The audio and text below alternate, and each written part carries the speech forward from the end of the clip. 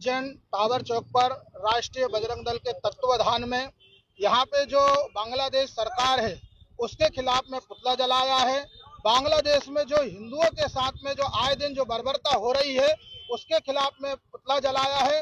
हम भारत सरकार से आग्रह करते हैं, निवेदन करते हैं, भारत राष्ट्रपति से निवेदन करते हैं कि बांग्लादेश पर शीघ्र अतिशीघ्र कार्रवाई करे और भारत के नक्शे से बांग्लादेश को मिटा दे और बांग्लादेश में जो भारतीय बसे हुए हैं भारत सरकार उनको अपनी शरण में लेकर के कड़ी से कड़ी कार्रवाई करे।